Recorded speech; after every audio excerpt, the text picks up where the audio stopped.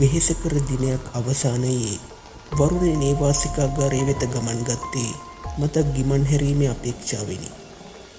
කොළඹට මදක් දුරින් ගම්බද පෙදෙසක පිහිටි පාසලක ජීව විද්‍යා ගුරුවරියක වූ ඇය උසස් අධ්‍යාපනය අවසානයේ ලැබූ පළමු පත්වීම සඳහා මෙහි පැමිණියේ මීට මසකට පමණ පෙර ආතුවය. වරුණි, මොකද අද පරක්කු වෙලා? ඇගේ කාමර සගයා මෙන්ම ඇය සේවය කළ පාසලෙහිම ගුරුවරියක වූ කලණි විමසුවේ ඇය කාමරය තුළට පිවිසෙත්මය. චුට්ටක් පරක්කුණාක්කේ පේපස් වගේක් බැලුවා. දන්නේම නැතුව වෙලා ගියා. අත්බෑගේ ඇදමත්තෙහි තබමින් වරුණි පැවසුවාය. අනිත් රූම් වල සද්දයක්වත් නැහැනේ. මොකද හෙට වීකෙන්ඩ් එකනේ. හැමෝම ගෙවල් වල ගිහින්. එහෙමද? මට නම් මේ සතියේ යන්න වෙන්නේ නැහැ. මාත් යන්න නෙමෙයි හිටියේ නංගි. දරුවට ටිකක් සනීප නැහැ කියලා අම්මා කතා කරලා කිව්වා. මම මේ තකහණියෙම ලෑස්ති වුණේ 6 බස් එක අල්ලගන්න. අක්කත් යන්න දදන්නේ. එතකොට තරමක් දුර්මුඛව ඈ පැවසුවාය. හෙට හවස් වෙද්දී එන්න හිතන් යන්නේ. ඒක නෙමෙයි, බෝඩිමේ අංකල් එහෙමත් කොහෙද ගියා. හෙට උදේලු වෙන්නේ. දිගු හුස්මක් හෙළූ වරුණි ඇඳ සිටි ඇදුම් උනා දමන්නට වූයේ උදාසීන අන්දමිනි. ගත වූ මාසය තුල ඈ එක් දිනක්වත් මෙම නේවාසිකාගාරයෙහි තනියම රැයක් පහන් කර තිබුණේ නැත. මම රැයට කන්නතු වෙලා තියෙන්නේ නංගි. මහන්සි අරුණාම කන්න. පිටත් වීමට සූදානම්ව සිය ගමන් බෑගේ උරහිසෙහි එල්වා ගනිමින් කලණි පැවසුවාය. කාමරෙහි දොරාසලට ගිය ඈ යමක් මතක් වූ පරිද්දෙන් ආපසු හැරි තුවායක් වත දවටාගෙන ඇඳේ හාන්සි වී සිටි වරුණ දිස හැරුණාය. නංගි, එයකේ නංගි තනියම ඉඳලත් නෑනේ. මෙහි මීට කලින් මේ ඇය අපහසුවෙන් මෙන් තහනමින් යමක් පවසන්නට ගොස් ඒ ගිලගත්තාය.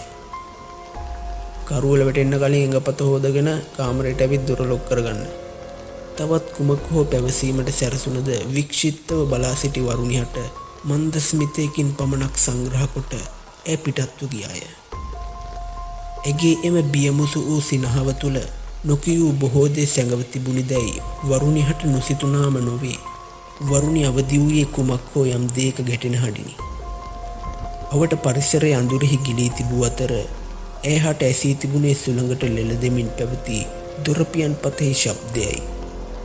ඇය තවමත් සිටියේ කලණි පිටත් වන අවස්ථාවෙහි ඇඳ සිටි තුවාය පිටිනි. වහා සයනයෙන් නැගිටගත් ඇය බිත්තියෙහි වූ ස්විචය ක්‍රියාත්මක කර විදුලි බල්බය දැල්ලුවාය. බිත්තියෙහි වූ ඔරලෝසුවෙහි වේලාව ලෙස සටහන්ව තිබුණේ රාත්‍රී 7 පසුව විනාඩි 25ක් ලෙසයි. දෙයියනේ, මට මහන්සියට නිින්ද ගිහින් ඇඟ හොද ගත්තෙත් නෑනේ.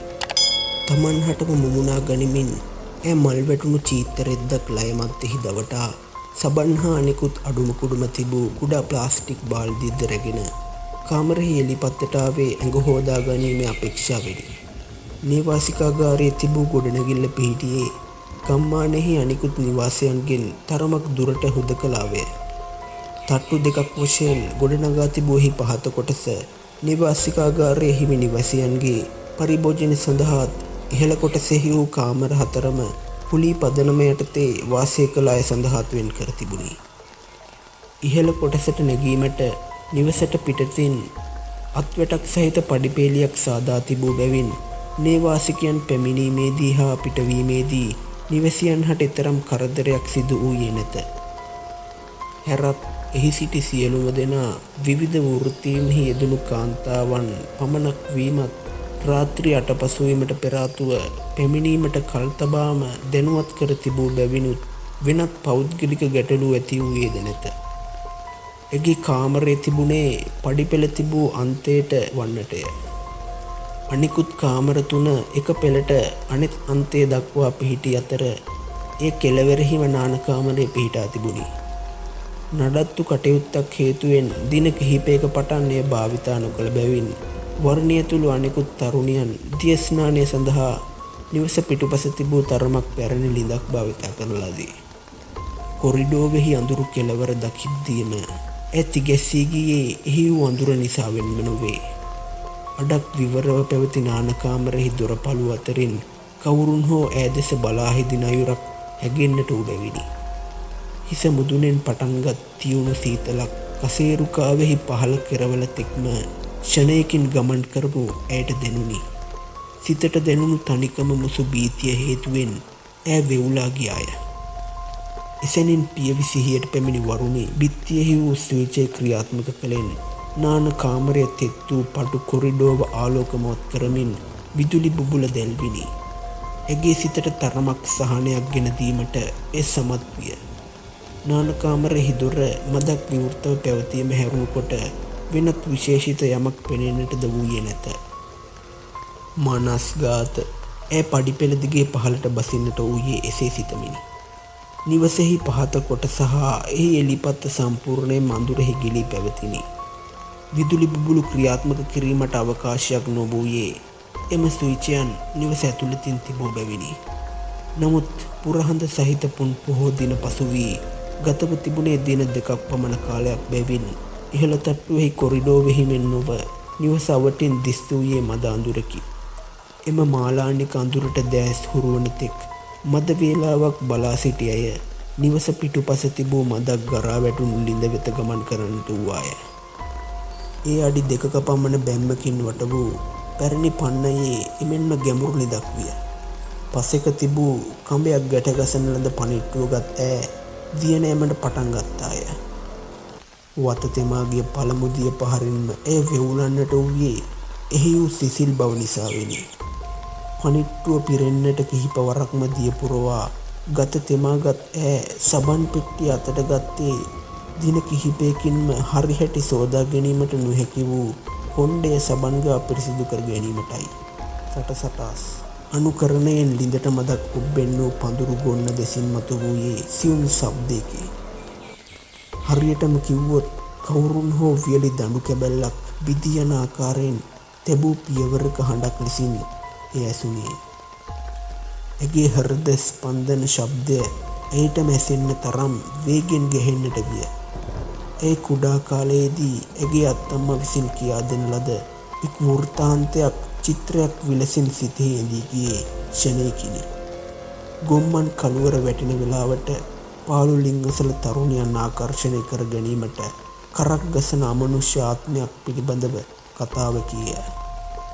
හිස සේදීම පසෙකට දැමූ අසරණ ඈ ගෙහෙන හදින් යුතුව තෙත දිය රෙද්ද පිටින්ම සිය කාමරය වෙත දිව යන්නට වූවාය. දෙපා තෙත්ව පැවති බැවින් පඩිපෙළ මතදී වරුණි දෙවරක්ම ලිස්සා වැටුණාය. කෙසේ හෝ ඈ සිය කාමරයේ පිහිටි පඩිපෙළෙහි ඉහළම කොටසට පය තැබුවා පමණි. ඇගේ විශ්මයට හේතුවන පරිද්දෙන් කාමරයෙන් පිටත් කොරිඩෝ වඳුරෙහි ගිලී පැවතිනි. පහළට යාමට පෙර ආතුව එහි විදුලි පහන දැල්වූ වග එයාට හොඳ හැටි විශ්වාසය. නැවතත් අනියත බියකින් ඇගේ සර්වාංගයම වෙවුලා ගියේය. අප්‍රාණික වෙමින් පැවති දෙපා හේතුවෙන් පසෙක වූ කෙටි බිත්තියට දෑත් තබා ආයාසයකින් වාරු ගනිමින් ඇය අඳුරු කොරිඩෝව දෙස නෙත්යොමා බලන්නට වූවාය. මෙවර නම් ඇයට වැරදීමක් සිදුවනු තිබුණි. මෙතෙක් වේලා අඳුරෙහි සිටි නිසාවෙන් දැස් තරමක් දුරට අඳුරට හුරුව තිබුණි. කොරිඩෝව කෙළවරෙහි පෙනෙන්නට තිබුණේ කාගේ හෝ ඡායාවකි. ඒ දෘෂ්ටි මායාවක් නොවීය. මන්දයත් ඒ කෙමෙන් කෙමෙන් පියවර නගිමින් වරුණේ සිටි දෙසට ගමන්ගත් බැවිනි. හිසෙහි ඉදිරිපස ආවරණය වන පරිද්දෙන් අවුල් වූ කේශ කලාපය විහිදුවාගෙන බිම දිගේ ඇතිල්ලෙන තරමටම දිගු වූ රාත්‍රී ඇඳුමකින් සැරසුණු තරුණියක් නිහඬව මෙන්ම සෙමින් ඈ සිටි දෙසට පැමිණෙමින් සිටියාය.